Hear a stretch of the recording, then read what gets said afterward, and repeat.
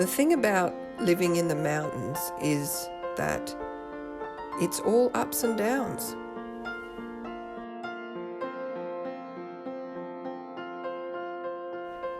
You're constantly either climbing hard or accelerating downhill. And it's good for you, of course, it's really good, but it's also a lot of hard work.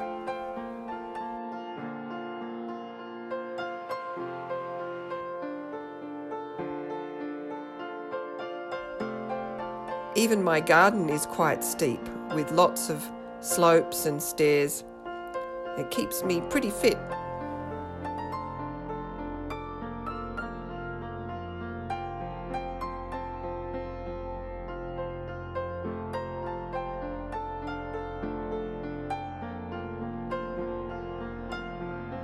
Walking in the mountains makes me think of the way you build to a climax when you're writing a novel. You have to pile on the tension and pile on more tension and stress, and if it's a good build-up, your heart rate climbs as you're reading. Even when you're writing, you need to start feeling the panic to get it all down on paper.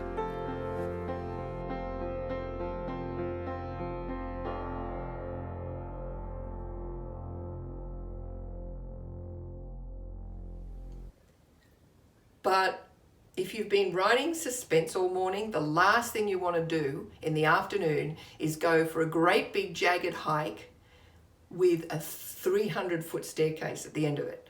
What you want is something flat and pretty. That's particularly important for me when I'm plotting because I like to get into a flow state, and that's a bit hard when you're facing lots of uneven steps or you're getting out of breath or something like that. What I need is a nice, easy walk sometimes. And so I'm going to show you some of the nice flat walks that you can go on around here. There aren't many of them. They're precious, and you need to know about them. Our first stop is Wentworth Falls Lake, which was created back in the 19th century to hold water for the steam trains that used to run through the Blue Mountains. Up here, water usually runs off downhill or sits in a swamp, what they call a hanging swamp, so it's unusual to have a large body of water like this.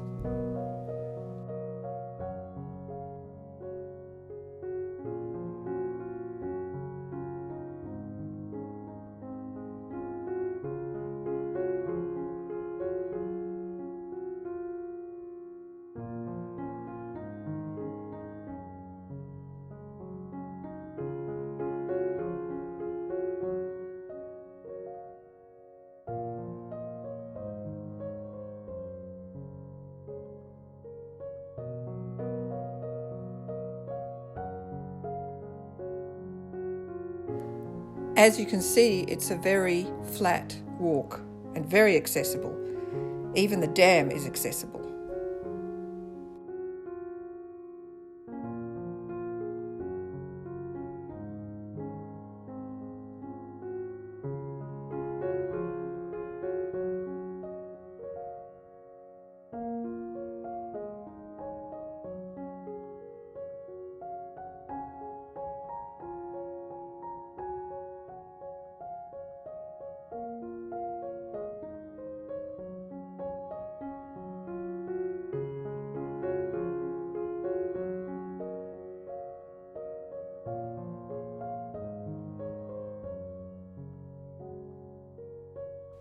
And of course, there's a rope to swing on.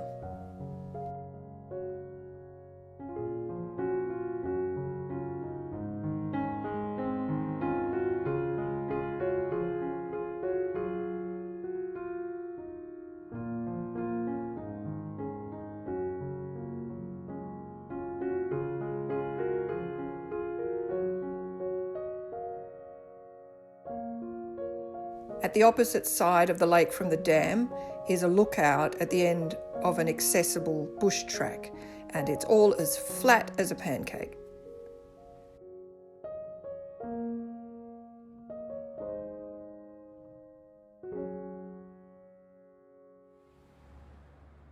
Next stop is Lura Mall, not around the shops where it's still quite steep, but beyond the bakehouse, which sells the most fabulous pies, by the way. The mall flattens out at its southern end, and it's a lovely walk full of beautiful trees and houses.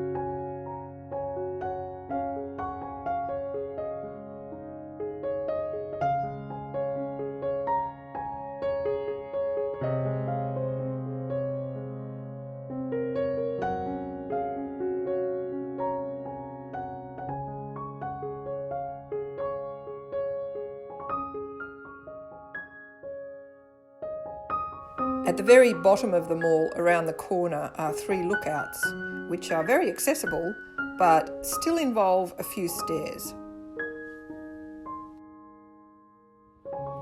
Next stop, Katoomba, but not Katoomba Street, which is way too steep. We're going to Lurline Street, which is very flat at the southern end beyond the Clarendon Hotel. It's also extremely pretty and very interesting.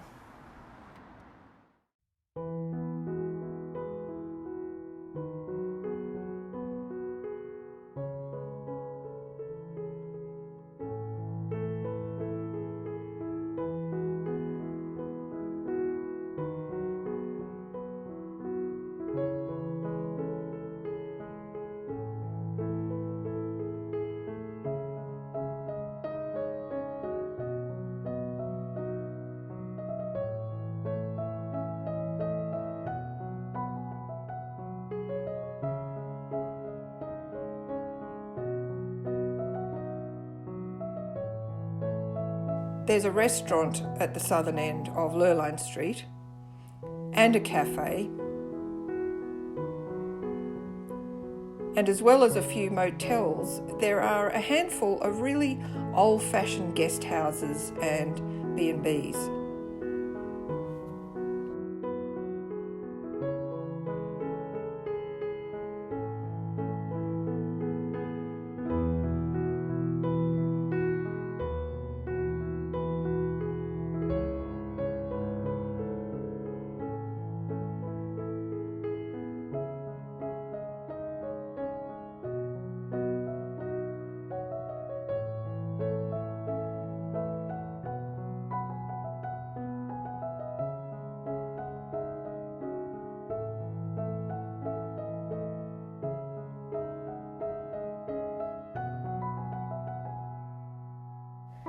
If you need a bit of fuel for your walk, you can always stop at the Blue Mountains Chocolate Company for a treat.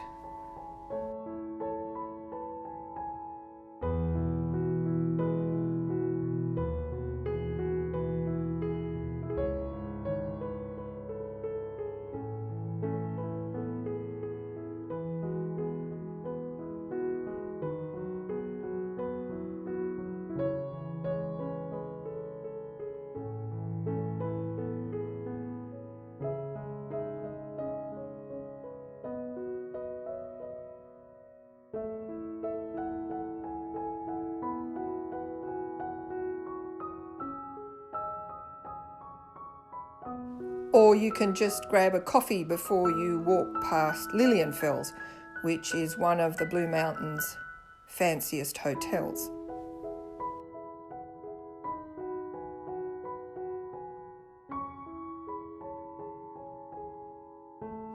This is where Lurline Street becomes Echo Point Road. Echo Point Road isn't flat, it has quite a slope to it, but it's worth the climb back because at the end of Echo Point Road is Echo Point.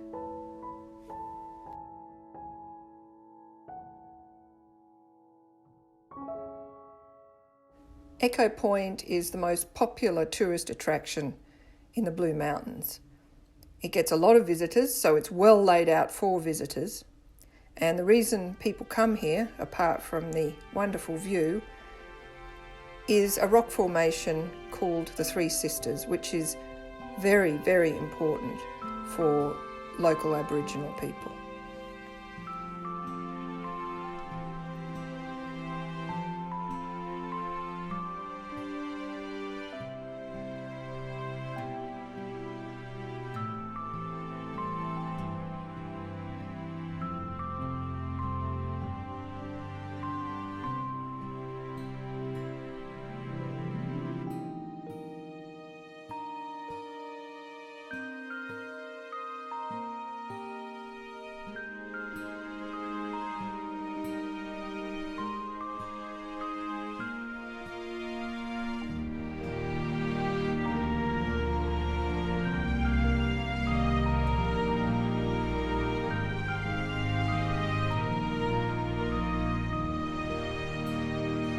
You can actually climb down to the Three Sisters. The paths that lead there are very well maintained and accessible.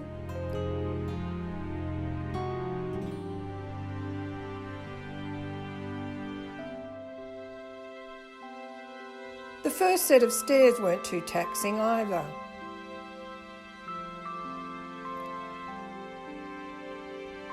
But then I saw these stairs and I thought, no, had enough for today. If you're looking for something a little less built up and busy, you should check out Katoomba's community garden. This patch of ground is not only flat, but the warmest, most nurturing, most relaxing place. It gets a bit boggy in wet weather, but if you want calm, you'll find it here.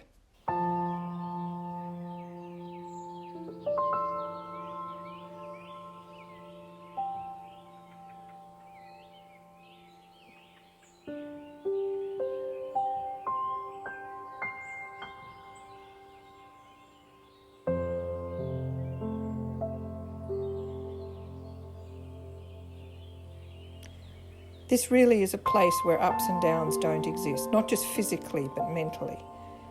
There is such a sense of caring here. I know my life is enviable and I'm very, very grateful for it, but it's not without some stresses.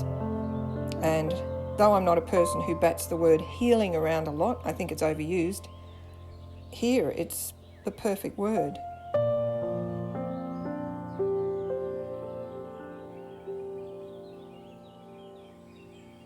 They have little round mosaics here.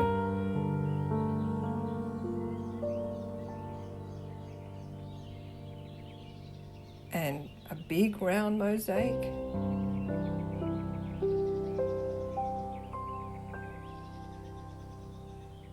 And they have a pizza oven and a pot swap. And useful information about the local flora. And a bridge over the creek.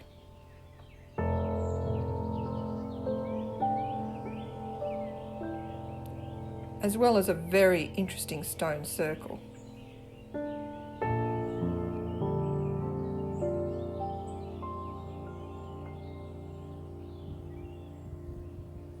They even have an avenue of apple trees.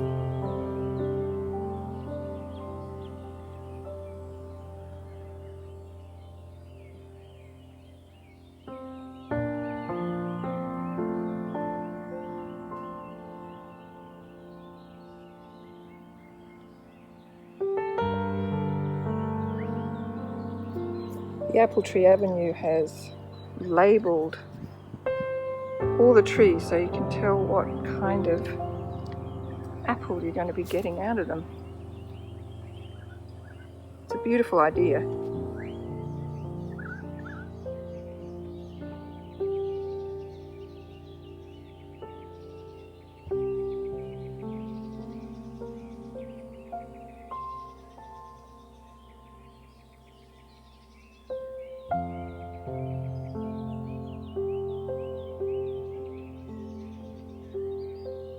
I don't normally like labelling plants in my garden. I'm not saying it's a bad thing to do, but I work with words all the time, and the last thing I want to do is read things when I go out into the garden. But I love it here. It's a lovely idea. So it's nice to find a calm place like this where you can sit here as long as you like, enjoy the sound of running water, and read in peace. Happy reading.